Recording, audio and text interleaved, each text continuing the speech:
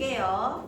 일단 철학자들은 철학이 시작된 이래로 생각에 관한 다양한 논의를 해왔다. 항상 첫 번째 문단에서는 중심 화제를 소개하는 거잖아. 그러면 생각에 관한 다양한 논의 이거에 대해서 얘기하겠구나 를 알 수 있어요. 그 중에서도 그냥 우리가 비문학적으로 잘하려면 그냥 읽기보다 이렇게 흔적을 좀 남기는 방법들을 배워야 되니까 그대로 따라해봐. 생각에 관한 다양한 논의를 해왔다. 그 중에서도 인간이 언제 생각을 하게 되는지 철학자 나름의 의견을 언급해왔다. 이를 정리하면 자 여기에 되게 고마운 표지가 하나 있어. 이를 정리하면 이라고 되어 있지. 그러면 앞에 있는 내용을 다 정리해 주거든요. 뒤만 보면 되거든요. 그래서 정리하면 뭐라고 했느냐? 여러 상황에서 생각이 일어나는 조건에 대해 살펴볼 수 있다. 그러면 상황에 따라 여러 상황에 따라 생각이 일어나는 조건. 이게 바로 핵심 화제가 되겠습니다. 그렇죠? 자, 여러 상황에 따라 생각이 일어나는 조건. 이게 이제 핵심 화제가 되는 거예요. 좋아. 자, 그러자면 여기에 두 번째 문단에 하이데거는 나오네. 대충 보니까 3문단에 들레즈는 나오네. 4번 문단은 또한이네. 그럼 들레주의 또한이니까 얘는 이어지는 거겠네. 5번째 문단을 보니까 키에르케고르는 나오네. 다시 하이데거의 생각. 여기는 들레주의 생각. 여기는 또한이니까 이어지겠네. 그 다음에 여기는 키에르케고르가 나오네. 그러면 하이데거의 생각, 들레즈의 생각 연결되는 거, 키에르케고르의 생각. 이렇게 여러 철학자의 견해가 나열되고 있구나를 또 알 수가 있네요. 그죠?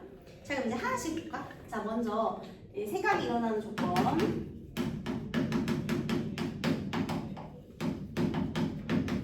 제일 처음에 누가 나왔냐? 하이데거 나왔네요. 자, 하이데거는 뭐라고 했느냐? 예측하지 못한 사건이 발생할 때 생각이 일어난다고 보았다. 그러면 얘가 언제 생각이 일어난대? 이거 중요한 문장이네. 줄 쳐야겠네. 예측하지 못한 사건이 일어날 때. 자, 생각이 일어나는 상황에 대한 거야. 하이데거는 언제 일어난대? 예측하지 못한 사건이 발생했을 때.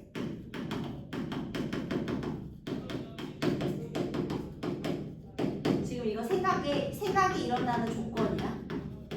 하이데거가 먼저 이렇게 말한 거예요. 그래서 그는 인간이 생각한다는 것을 당연한 사실로 보지 않았다. 자, 여기서 인간이 생각한다. 바로 당연한 사실 X. 당연하지 않대. 하이데거는 특별하게 의식하지 않은 채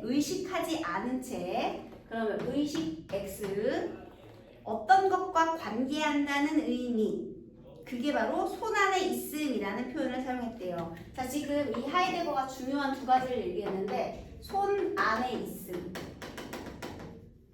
예를 들어 손 안에 있음은 문이 평소와 다름없이 잘 열릴 때 손잡이와 문이 있다는 것에 대한 어떠한 생각도 하지 않는 상황과 같다. 이와 반대로 손 안에 있지 않음은 문이 잘 열리지 않아 손잡이와 문을 의식하게 되는 상황과 같다. 이는 자기 행동에 대해 모습을 의식하는 경우에 해당이 된다. 그는 손 안에 있지 않음의 상황, 즉 예기치 못한 사건이 발생했을 때 인간이 생각한다고 보았다. 자, 다시 어떻게 표시를 해야 되느냐? 여기에 일단은 예측하지 못한 사건이 발생할 때 생각이 발생한대요. 그 다음에 여기 손 안에 있음과 손 안에 있지 않음 이렇게 나오잖아요. 그런데 특별하게 의식하지 않은 채 어떤 것과 관계한다는 의미, 거기에 괄호를 하는 거야. 세 번째 줄이죠. 특별하게 의식하지 않은 채 어떤 것과 관계한다는 의미 이렇게 괄호하시고 의식하지 않은 채 의식하지 않은 채 관계한다. 그게 뭐라고? 손 안에 있음. 자, 손 안에 있음은 누가 봐도 의식하지 않은 채 관계를 하면 생각이 아니라는 거잖아. 그럼 얘는 세모를 두는 거야. 손 안에 있음. 이렇게. 자, 그 다음에 예를 들어 항상 얘가 나오면 어떻게 해야 돼요? 이렇게 묶어주는 거야. 여기에 예를 들어 하잖아요. 그러면 너무 감사하게도 예니까 구체적인 내용이 상황이지 중심력은 아니니까 이렇게 얘에다 동그라미 하고. 그러니까 예를 들면 문이 열리는 상황인데요. 내가 만약에 그냥 평소와 다름없이 잘 열릴 때, 자 평소와 다름없이 잘 열린다는 거 특별하게 의식을 한 거야 안 한 거야? 안 한 거야. 그럴 때는 문이 있다, 손잡이가 있다 이거에 대한 어떠한 생각도 하지 않는 상황. 자 그래서 손 안에 있다라는 건 무슨 상황? 생각도 하지 않는 상황. 이렇게 연결해 주면 되겠죠.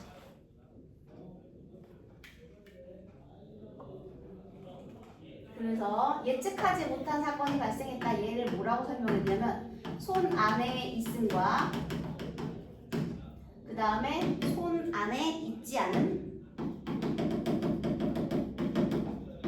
이렇게 구분해 준 거예요. 손 안에 있음과 손 안에 있지 않음 이렇게 구분해 주고 이것이 바로 예측하지 못한 사건이고 이때 생각이 일어난다 이렇게 말을 했다는 것인데요. 자, 그 다음에 이와 반대로 이와 반대로라는 건 너무 고마운 표지예요. 앞에서 나온 것과는 다르게 역접의 표지잖아요. 그 이와 반대로는 중요한 표지니까 이렇게 물결 한번 그어볼까요? 자, 손 안에 있지 않은 동그라미 해봐. 이게 생각이 일어난 조건이니까. 손 안에 있지 않은 동그라미 하시고, 자 얘는 잘 열리던 문이 열리지 않아 손잡이와 문을 의식하게 됐대. 의식했다라는 건 생각을 하게 되었다는 거네. 이것은 자기 행동에 대해 자기 모습을 의식하는 경우가 된대요. 자, 자기 행동에 대해 자기 모습을 의식하는 경우 괄호하고 또 화살표로 연결하면 되겠죠. 이렇게. 자, 그 다음에 그는 손 안에 있지 않음의 상황, 즉, 자 이렇게 뭐가 즉이 나오잖아요. 그러면 즉은 이렇게 표시하면 돼요. 같다 표시야, 같다 표시. 자, 그럼 다시 손 안에 있지 않음의 상황 괄호하고 예기치 못한 사건 괄호하고 같다라는 거죠. 손 안에 있지 않음 이거랑 예기치 못한 사건 이것이 같은 거지. 그러니까 이거 두 개를 구분한 다음에 여기는 의식을 안 하는 거고 여기는 의식을 하게 되는 거잖아. 그 다음에 얘는 예측하지 못한 사건이 발생했을 때 그때 우리는 생각이라는 걸 하게 된다 라고 설명했대요. 하이 해거예요. 자, 이번엔 들로에즈의 생각 한번 볼게요.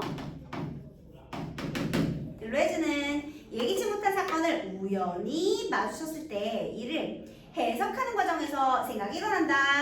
자, 여기 보시겠습니다. 예기치 못한 사건을 우연히 마주쳤을 때 해석하는 과정. 자, 여기는 봐봐라. 그냥 사건이 발생한 거지. 예기치 못한 사건이 발생한 거지. 근데 여기는 사건을 마주쳤을 때 이 사건을 뭐 하는 과정? 해석하는 과정이 추가된 거예요. 이해했어? 그래서 여기는 그냥 예측하지 못하는 사건이 발생했을 텐데 이 둘레즈는 그러니까 이건 공통점이네. 예측하지 못하는 사건이 생긴 상황은 같아요. 근데 이거를 해석하는 과정. 그래서 생각이란 것이 발생한다 라고 얘기했어요. 이번에 해석의 과정이에요. 그는 하이데거처럼, 왜냐면 하이데거처럼 둘의 공통점 설명하겠네. 생각은 기본적으로 예기치 못한 사건과의 만남으로부터 발생한다고 보았다. 자, 여기다 공통이라고 적으세요. 누구와 누구의 공통? 하이데거와 둘레즈의 공통점. 네. 그래서 만남에서 발생한다고 보았다. 이거는 그냥 공통점이죠. 그 다음 둘레즈는 생각이 사건과의 우연한 마주침에서부터 비자발적으로 발생한다고 보았는데 비자발적이라는 말은 낯선 상황 속에서 우리에게 생각이 일어나도록 강제한다는 것이다. 늘 무표정으로 일찍 집에 오던 동생이 매우 늦은 시간에 귀가를 했다고 하자. 평소와 다르게 동생은 미소를 짓고 상기된 얼굴로 노래를 흥얼거리며 돌아왔다. 이때 동생의 미소, 상기된 얼굴, 흥얼거린 노래에 관해 해석을 하게 된다. 이때 생각을 하게 되고 해석의 결과로 낯선 모습을 이해할 수 있다. 일종의 자기 배려로서 낯선과 불편함을 친숙함과 편안함으로 전환하려는 과정에 해당이 된다. 자, 다시요. 우리 일단은 둘 다 예측하지 못한 사건이 발생한다는 점은 공통점이지만요. 둘레즈는 어떤 차이가 있느냐. 여기서부터 비자발적인 발생이래요. 자, 그러면 예측하지 못한 사건이 있을 때 해석하는 과정은 어떻게 등장한다? 비자발적. 이거 되게 중요한 특징이네. 동그라미 해볼까?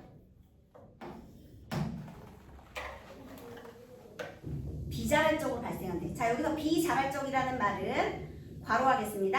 낯선 상황 속에서 우리에게 생각이 일어나도록 강제한다는 뜻이다. 비자발적, 낯선 상황 속에서 생각이 일어나도록 강제. 그러니까 자기도 모르게 생각을 하게 되는 거예요. 내가 생각을 해야지가 아니라요. 그죠? 예. 그래서 늘 여기서 또 예시죠. 늘부터 괄호를 묶어. 왜냐면 예시니까. 무표정으로 오던 동생의 사례. 그래서 내가 그 흥얼거리는 노래에 간의 해석을 하고 낯선 모습을 이해할 수 있다. 괄호 닫고. 자, 마지막. 이는 일종의 자기 배려로서. 자, 그러면 왜 비자발적으로 일어나느냐? 자, 낯설고 불편한 상황. 그러면 낯설고 불편하다라는 건 예측하지 못한 사건이 발생했기 때문에 드는 거죠. 그런데 비자발적인 해석의 과정을 통해서 이것을 친숙하고 편안함으로 전환하려는 어떤 과정? 자기 배려의 과정이다.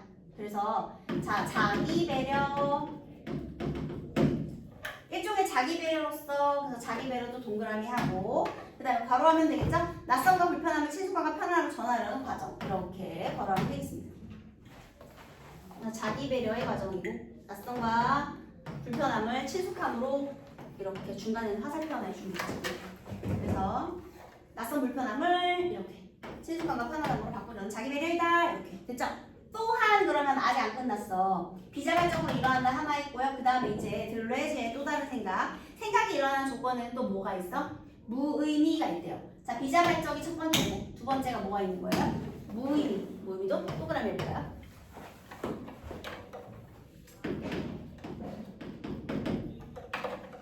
자, 그럼 무의미라는 것은 무엇이냐? 아리스토텔레스는, 자, 여기서 아리스토텔레스와 어떤 공통점 차이점인지 봐야 되겠네. 어떤 사과가 붉으면서도 동시에 붉지 않다라는 모순된 표현이 문제가 되는 이유는 어떠한 정보도 주지 않기 때문이라고 보았다. 일반적으로 아무런 정보를 주지 않는 것을 무의미하다고 생각할 수 있다. 자, 다시요. 일반적으로 그랬어. 그러면 둘레줄 생각은 아니라는 거지. 그러면 아리스토텔레스의 생각이 일반적인 생각이라는 거네. 자, 그러면 아무런 정보도 주지 않는 이 무의미에 대한 아리스토텔레스와의 대조가 있는데요. 자, 무의미의 의미는요. 여기서 이 들레즈의 무의미하고 아리스토텔레스의 무의미가 차이가 있네요. 그래서 아리스토텔레스는 한번 세모를 해볼게요. 아리스토텔레스는 모순된 표현이 문제가 되는 이유가 아무런 정보를 주지 않는데요. 그러니까 일반적으로 세모, 아무런 정보를 주지 않는 것, 괄호, 무의미, 괄호. 그러니까 일반적인 생각의 무의미는 뭐예요? 아무런 정보도 주지 않는 것. 이게 일반적인 의미의 무의미죠. 이거는 누구의 생각은 아닌 거야? 들레즈의 생각은 아닌 거야. 자, 그런데 들레즈는 어때? 하지만이잖아. 그럼 하지만 또 어떻게 해? 이렇게. 왜냐면 표지 역할을 하니까. 아리스토텔레스 일반적으로 아무런 정보도 주지 않는 것. 이거는 이제 들레즈의 생각이 아니었던 거예요. 그렇지만 하지만 들레즈는 무의미가 단순히 의미가 결여된 것이라고 보지 않았다. 오히려 모순된 두 의미를 포함해 그 사이에 더 많은 의미가 공존할 수 있다고 보았다. 자, 여기는 무의미는 모순된 의미와 더 많은 의미 공존. 여기 괄호하면 되겠죠? 모순된 두 의미를 포함해 그 사이에 더 많은 의미가 공존. 괄호 닫고. 그게 누구 생각이에요? 들레즈의 생각인 거예요. 그죠? 아무런 정보도 주지 않는다. 이거는 들레즈의 생각이 아닌 거고, 이게 들레즈의 생각인 거죠. 자, 예를 들어 표시해 보세요. 이렇게. 예. 사랑이면서도 사랑이 아니다 라는 모순의 상황은 단순한 무의미가 아니라 사랑 그리고 사랑이 아닌 것 사이에 매우 많은 생각을 유발한다는 것이다. 이렇게 대괄호 닫고. 다시 말해라는 거는 안 말하고 똑같은 거지. 즉이랑 똑같은 거지. 그럼 다시 말해에다가 이렇게 하면 되겠죠. 다시 말해 무의미는 우리에게 의미를 채우기 위해서 생각하도록 한다는 거죠. 그러니까 무의미가 더 많은 의미를 생각하게 한다. 이렇겠네. 자 그러면 우리 들레즈는요 어떤 상황? 비자발적으로 일어나는 상황에 무의미 조건이 있어야. 자 무의미 조건이라는 건 모순된 의미를 통해서 더 많은 의미를 공존하게 하는 거죠.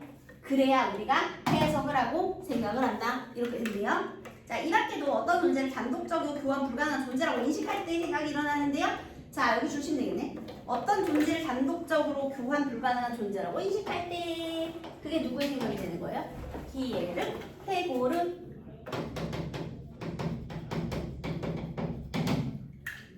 네모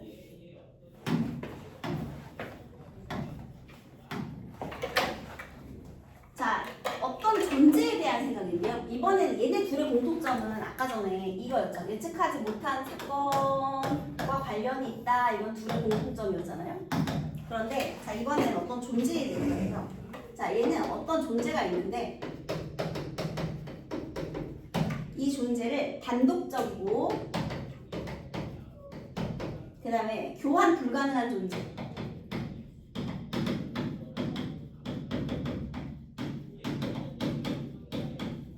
이걸로 인식을 할 때 그때 생각이 일어난다라고 했대요. 아들을 제물로 바치라는 절대자의 명령 앞에 생각하는 아버지를 예로 들어 했죠. 그러면 키에르케고르는 한 다음에 여기부터 이제 예시니까 이렇게 묶어버리면 되겠지. 아들을 제물로 바치라고 신이 명령을 했다라고 해봐. 그러면 아버지는 당연히 생각을 할 거야. 그치? 예를 들면 고뇌와 불안의 가치를 설명했다. 바로 닫고 키에르케고르에서 예시 아들에게 근본적으로 인간은 타자를 두 가지 방식으로 이해한다. 교환 가능한 존재, 교환 불가능한 존재. 자 여기서요 또 두 가지 존재가 나왔네요.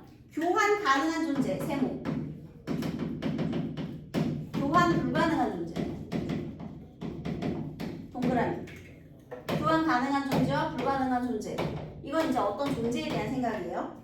그런데 전자는 그러니까 교환 가능한 것, 아들을 대체 가능한 존재로 보고 후자는 아들을 대체 불가능한 존재로 보는 것이다. 같은 말이었고 아들을 교환 불가능한 유일무이한 존재로 여긴 아버지가 딜레마를 끌어안고 깊이 고뇌한 것은 진정한 사유행위.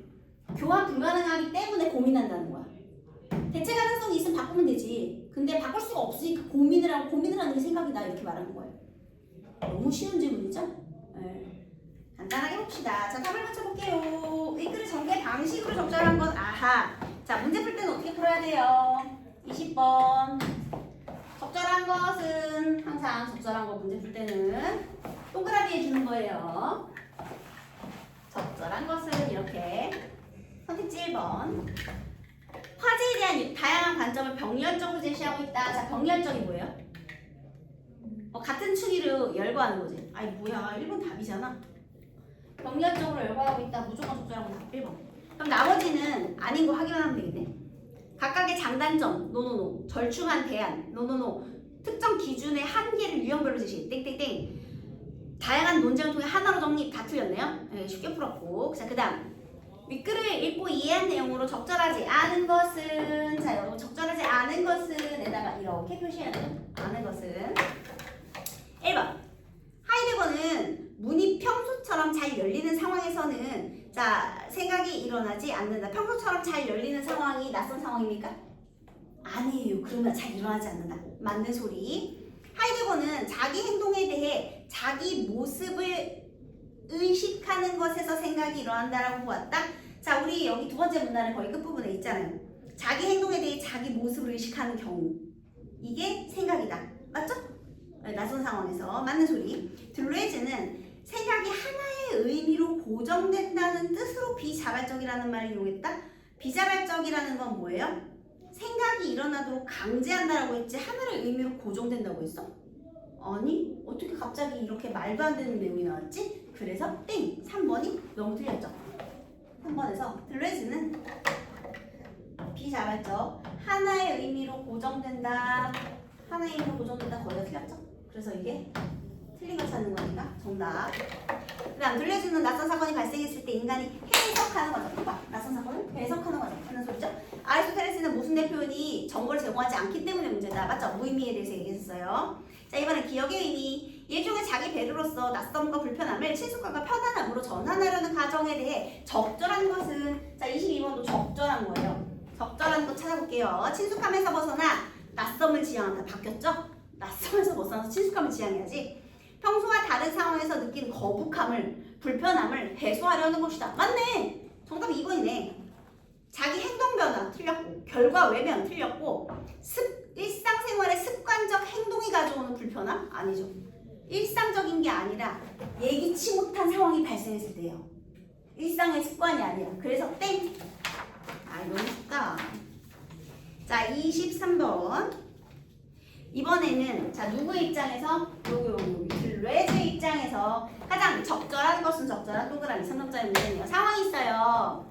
가는 사랑하는 나에게 자주 선물을 주었대요. 그때마다 나가 항상 환하게 웃었어요. 늘 하던 것처럼 가는 나에게 선물을 주었는데 나는 가의 선물을 받고 눈물을 흘렸다. 예측하지 못한 사건이 발생했어요. 눈물을 흘린 거예요. 자, 그 다음 상황 2. 다라는 오랜 우정을 나눈 친구 사이다. 다는 멀리 전화를 가진 가는 라에게 우리는 헤어지지만 헤어지는 것이 아니야. 자, 이거 모순된 내용의 편지죠. 그지? 자, 그럼 볼게요. 먼저 나의 눈물이 무의미한 것이라 인식하기 때문에 가에게는 생각이 일어나지 않는다. 자, 들레즈는 무의미한 상황을 모순된 상황이라고, 모순된 상황에서 발생하는 것이라고 했기 때문에 내용이 틀렸고요. 그러니까 상황 1에서 발생하는 것이 아니고 그 다음에 무의미한 상황은 생각을 발생시키죠. 그러니까 앞에도 틀렸고 뒤에도 틀렸고 그냥 다 틀린 설명이에요. 그지? 네. 그 다음 나의 반응을 딜레마로 여겨 깊이 고뇌하는 과정에서, 자, 딜레마로 여겨 깊이 고뇌하는 과정은 다가 되겠죠. 나가 아니라 가나의 상황이 아니라 다라의 상황이니까 땡.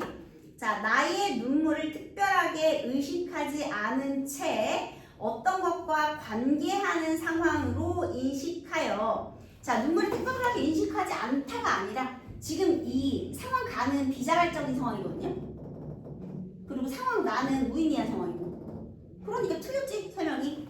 특별한 의식을 해야지. 눈물이 특별하니까, 낯선 상황이니까. 땡. 다의 편지를 읽고 다른 친구로 대신할 수 없는 교환 불가능한 존재라고 인식해서 라의 생각이 일어난다. 얼핏 보면 맞는 소리 같지만 이건 들레즈의 생각이 아니라 누구의 생각이에요?